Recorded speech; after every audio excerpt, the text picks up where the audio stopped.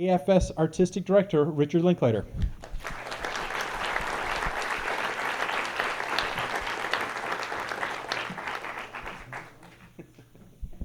Thanks, Lars.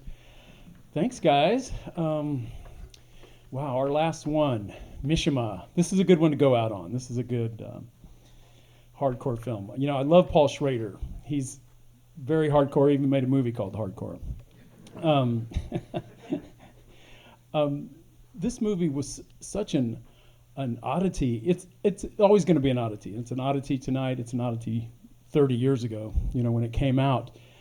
There's probably no reason that you could ever get this film made. That's why it really stands out. Like, how the hell did Schrader get them to make a film? You know, it's about a famous writer, but I mean, he's not that famous. No one wants to make, you know, this suicidal oddball Japanese writer. How did you get an American movie? But, you know, I was having a conversation once with Tom Luddy, who was one of the producers on this. He runs the Telluride Film Festival. He produced some good art films, just total all-in film guy. He said the only way they got the money for this was, you know, George Lucas had been complaining for years. Every time he did an interview and talked about THX 1138, his first, you know, major feature, he always just bitched and moaned about Warner Brothers, how much they screwed up the distribution and how awful they were. And he'd been saying this for just years and years and years.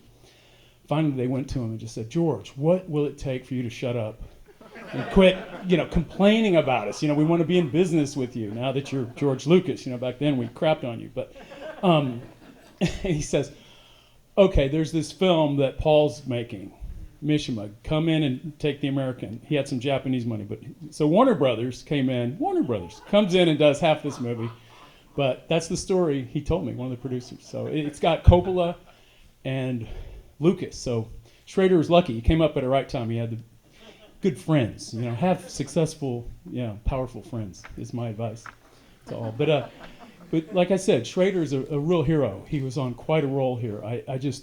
I remember at the time, myself, my friends, we just took him really serious because he takes it very serious. He's hyper intelligent. He's just rigorous. He takes on the genre. I'm pretty sure it's the toughest genre to make a watchable film in, or to fully achieve what you're trying to say in like the biopic. You know, it's just such a difficult genre, and he does such an inventive, wonderful job. He just mixes, you know, biography, fictional recreations of some of Mishima's writings, the kind of revealing parts from his fiction.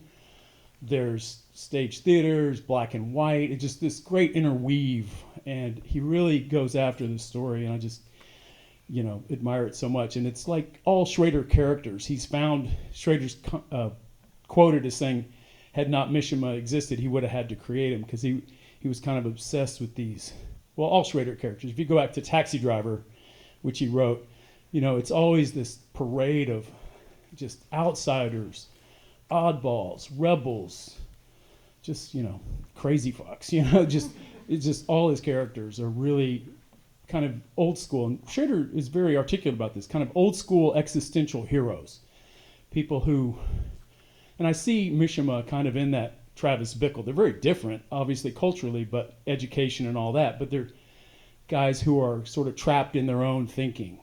They can't, you know, they're just stuck in trying to prove they exist, and they have the kind of ideas of like suicidal glory and having an impact, making your life worth something.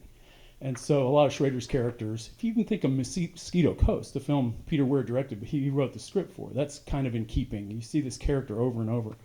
So I think Mishima, he said he had been wanting to make a film about a suicidal artist for a while. He had been working on a Hank Williams script. I didn't know, was Hank Williams suicidal? I know he died young, but he was living suicidally. But so he was working on that, but then the Mishima thing got to him, and he had been really working on this for years and years, so he finally got it made. And I'm just so curious to see it again after all these years. I remember it's, you know, it's a serious film about, you know, real stuff. And Mishima himself is such a throwback, kind of like I was kind of saying that about Schrader. He's an old school existential. Right in the age of irony, he's kind of an old school existentialist, just like Mishima.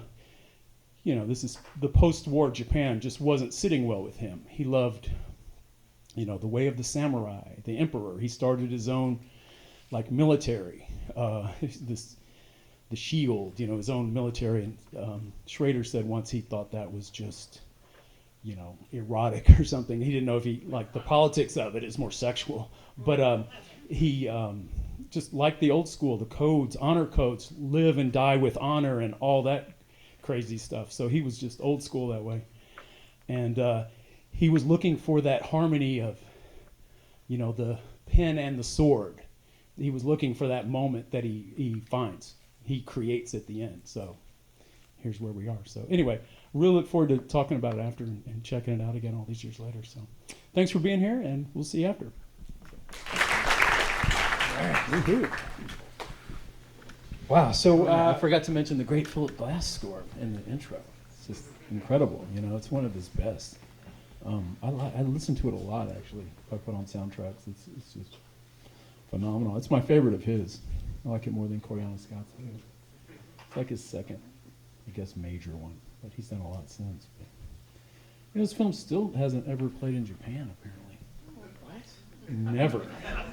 Never. But it was funded by... Yeah, I think that really boned the Japanese producer. They just took a loss on that? What? Yeah, The Widow, Schrader talks about it like no one likes it. The Widow hated it. I don't think she ever even saw it. She was against it kind of at a conceptual level when she saw what was going on with the movie. The left wing there, it says they just never knew what to make of Mishima. Even when they were making this, it's 15 years after his death, and they say, well, give us another 15 years before we really can even say what we think of that guy.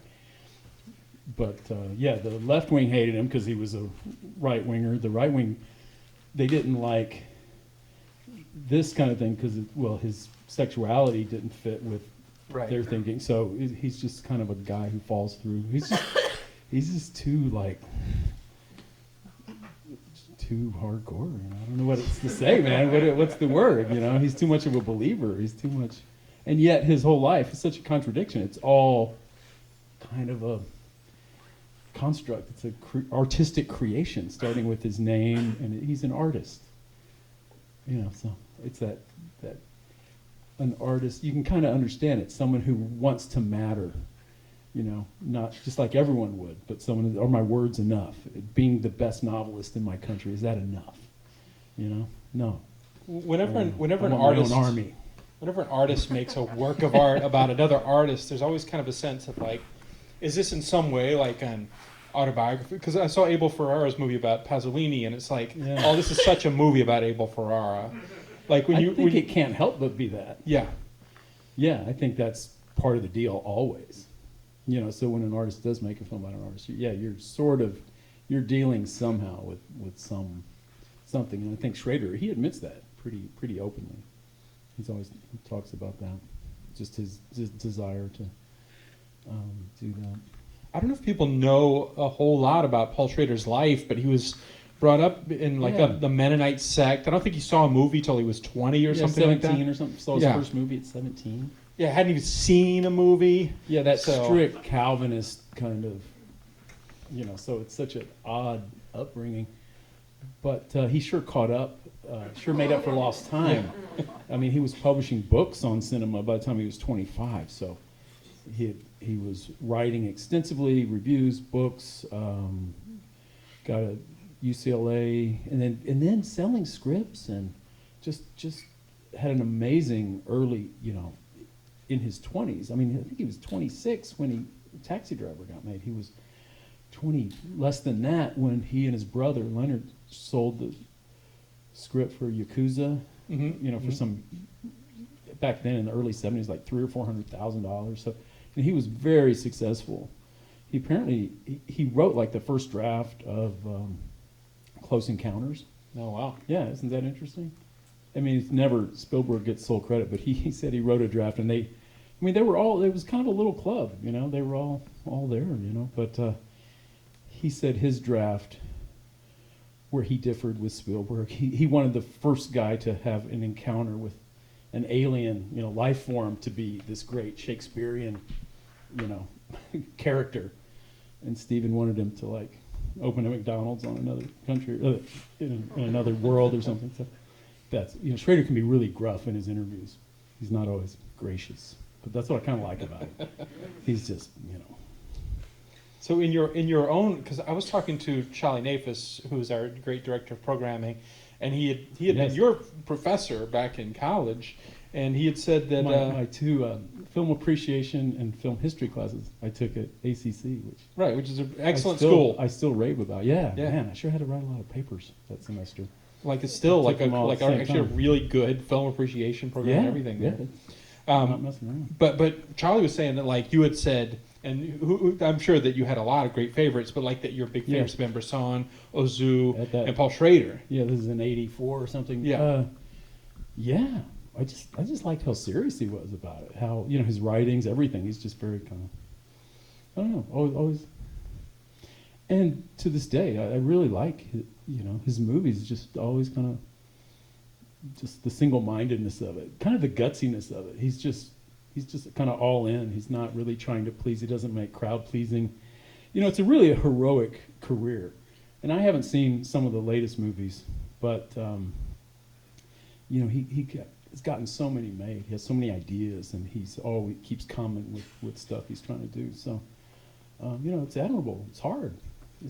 You go out of favor. I mean, this whole series is kind of a reaction to how Hollywood changed so much from the 70s to 80s. But you have a guy like Schrader who's doing that transition, and he's kind of thriving. He has a good 80s. He makes this, and then he follows it up with Light of Day, which I like as a rock and roll movie. Patty Hearst, and then Comfort of Strangers in '90. Mm-hmm. So he keeps making these serious, films. His Patty Hearst, I think, is wonderful. Comfort of Strangers. They get weird. They're just very. This isn't a movie that like met anybody halfway. Remember Autofocus, which is that's wonderfully creepy. This is a movie that nobody wanted. Nobody's asking for this movie. No. And here's the deal. He even makes it knowing it's not a commercial film. He'll go, no one. I'm making it. It's like every film is sort of its own little kamikaze run. A lot of us make films that don't do well, but you kind of have this hope or this feeling or the necessary delusion that it could. Maybe someone will like it, or you make it with that in mind. He kind of doesn't. I don't think he gives a shit, which is kind of great. You see it in the film. He doesn't really. And that said, he's striving for the same beauty and purity that Mishima is in his life. You see it in this film. It's a beautiful movie, beautifully constructed. Beautiful. I think in a way it's one of his most beautifully designed and realized movies. You really get a sense, I think, of the artist's inner life in this, and that it's not it doesn't boil down like Mishima's work or his ideas into like this sort of like, this psychological puzzle. It's this rich inner life that you see. Mm-hmm. Yeah, that's why I think it's really successful as a biopic, because Schrader wants to put you in his head and wants you to feel something. He wants you to have the experience that he was having. He's not like standing outside him and saying, this was just an A to Z biopic of this guy who I thought was interesting. He's like, boom, I want you to kind of feel the world the way he does. And it works. He's not, he plays by his own rules there. He takes you in there. And it's cool. It's beautiful. I just, I love so much of this movie. I'd forgotten a lot of it. But I love when he speaks to the students, the radical students. I just love like radical Japan at that time. It just makes me all those great Oshima movies, and oh man, we got to show more of those. I just want to see them right now. Radical Japan series coming in November. Yeah, but I mean, they're the best radicals because they just fuck all the way, man. No. I like them. I prefer them to the French. I don't. Oh, those French radicals don't get started. And the U.S. radicals, they're interesting, but something about the Japanese radicals, I don't know. Because you kind of can't blame them. I mean, we sort of take it for granted here, but just there's no American equivalent, really, in our mind. Like, okay, so he's born in 25, so when he's 20, his whole culture changes. Everything he grew up believing, they do away with the emperor. Okay, so they fucked up. They bombed Pearl Harbor. They get, but like everything changes. The emperor was a god, but not anymore. Pre-1945, he has to go out and renounce his divinity Yeah. That's heavy. That's a big thing for a culture that this has been going on a long, long time. There's traditions here. So that goes away, and then, well, here comes the Americans. Here comes capitalism. Here comes baseball. There was, in Oshima's, the ceremony, he has that as a symbol of imperialism. Like they're all starting to play baseball. And just like they said here, the evils of capitalism and just materialism, that loss of soul, he just saw it in a way, because he was in that age range that experienced it really firsthand. So where a younger person, if you were born in 45 or 46, it wouldn't resonate quite the same way. That said, he has these young radicals who are believing him, so there's that edge to them that, I just think you can always find, some young people to, these warrior type spirits are out there who will fight for whatever cause. But he's the kind of the thought behind it. But the Shield Society or whatever. It's kind of crazy. He sure likes those uniforms, though, doesn't he?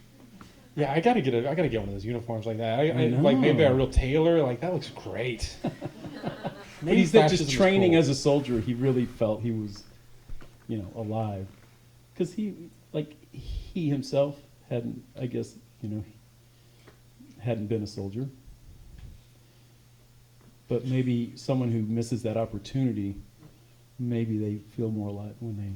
That's why most wars are really started by guys who didn't fight when they had their chance. Dick Cheney, George Bush, So I've always been weary of, the biggest hawks are the kind of, with the exception of John McCain, I guess, they're always, the ones who are kind of playing out some psychodrama, masculine thing in their heads. So, watch out for those guys. Yeah, they got some things that they're kind of working through. Yeah, they're working through. We got to working through issues. Fine. We all work through things. I wonder if we have any contributions from the audience, any questions or comments or anything. Yeah, right over here. I noticed that the last note in the credits says that Yukio Mishima was a real guy, but they fictionalized stuff. So how much of what we just saw was, do we know? You'd have to do research, I guess. I think it's pretty accurate, and the parts from his fictional work that he chose very carefully are the autobiographical ones, as far as I know. I think that was his intention. So yes, it's fictional, but I think he said that for the estate and the widow who's still alive and all that. I just remembered something that I read once, that when Mishima, after he was trying, he didn't have the energy, but his plan was to actually write. He had some writing to do as he was committing ritual suicide. He was going to write some things in his own blood. That was part of his elaborate scheme. He didn't quite, they said he didn't have the energy quite. He didn't pull it off, but he tried. That's okay. Got to give it up to the guy. And then his in real life, sorry folks, but this is, in real life, his colleague, his assistant, yeah, they had some trouble there. Was supposed to chop his head cleanly off, and that's the tradition. Yeah, like he didn't do it in one smooth thing. And there's like a time limit that you're supposed to commit it by, and they didn't make that, which is kind of the final sort of indignity. But Schrader, he goes out at the right moment here. Yeah. You don't want to show that. It's more like the ideas, and it's more like the aesthetic of the ideas behind it, rather than the actual, he was going to do that even after the speech, had he not been jeered or whatever the response. That didn't matter. He was playing out his drama, and that was how it was going to end. So that was filmed. That his speech was actually not his. Yeah, you suicide, can go on YouTube. Yeah, you can check out his speech.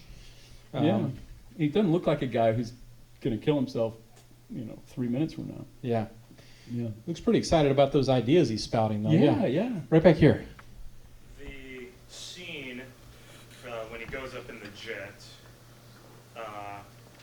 that's taken from Sun and Steel. And it's interesting that it's not specific, like, it has the 4 parts that are identified as being from the novel.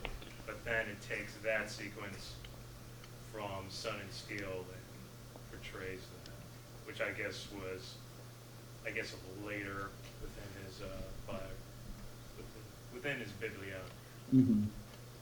Yeah, I think he might have had the rights to all of it or something. He got some deal, so he could just kind of pick. And I think there was right. one novel he didn't have rights to, and so he had to omit one. It was the gayest of all his novels, right? Right.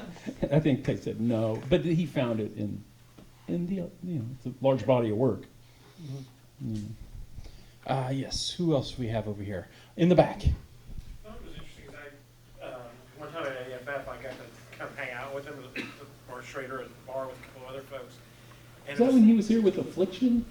Yeah. Yeah, like 97 or something. Yeah, Yeah, exactly. Yeah, And it was funny because Tarantino had just been kind of, really kind of been on the rise, or still, or I guess a couple of years back.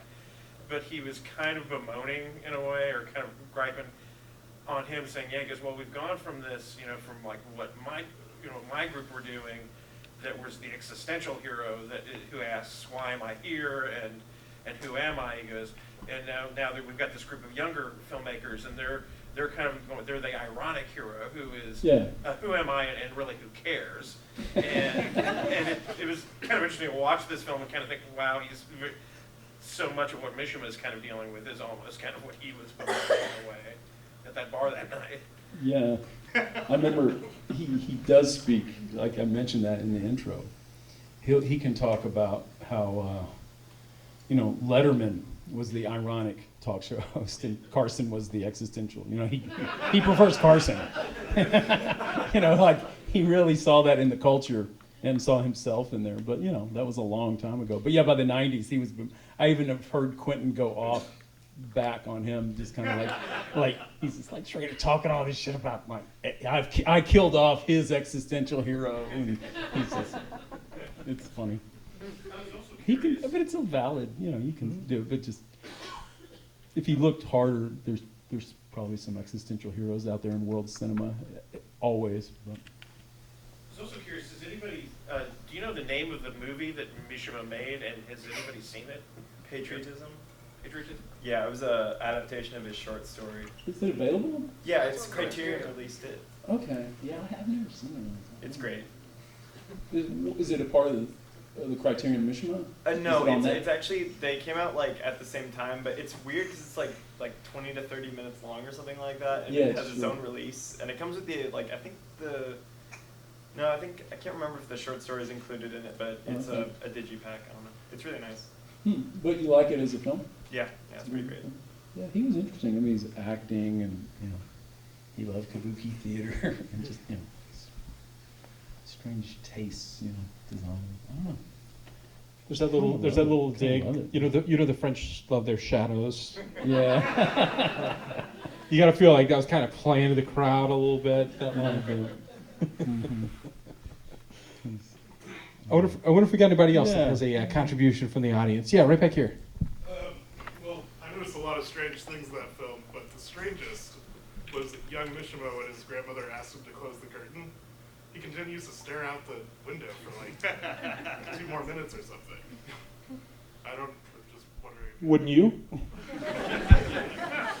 was dedicated.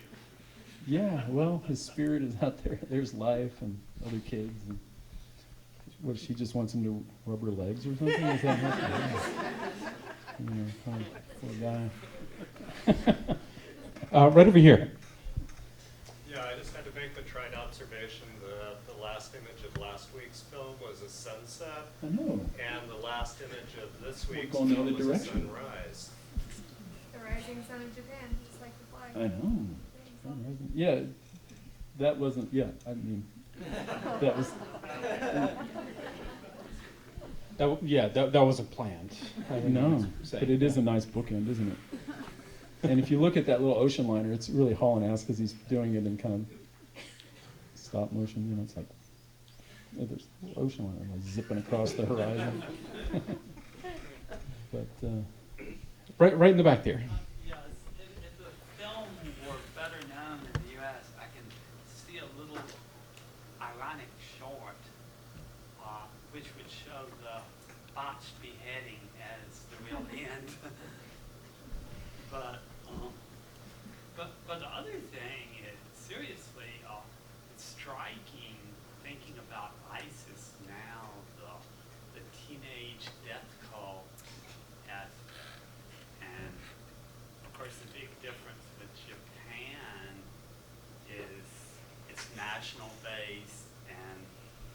lost World War II, it doesn't have anywhere to go.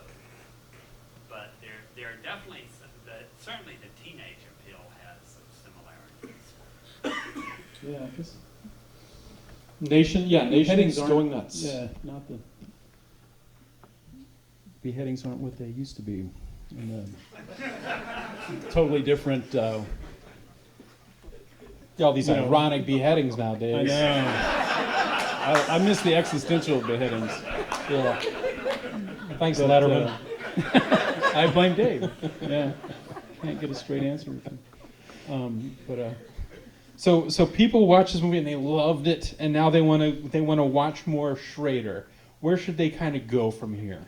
Oh God, go right to the beginning. Just start marching through the films. The ones he wrote, or into the ones he directed? The ones, all the above. I mean, the ones he wrote that he didn't direct, those are always interesting. Particularly his collaboration with Scorsese over the years.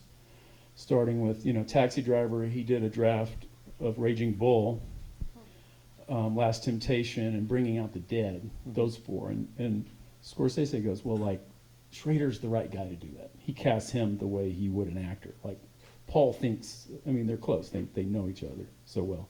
It's like Paul will get that aspect of the character I'm looking for. So the Bringing Out the Dead adaptation, that's kind of interesting. Talk about a film way out of time. That's also that kind of character from a different generation practically. That film is out of time, out of place, but it's kind of beautiful. I don't know if anyone's seen that lately, but I liked it quite a bit at the time.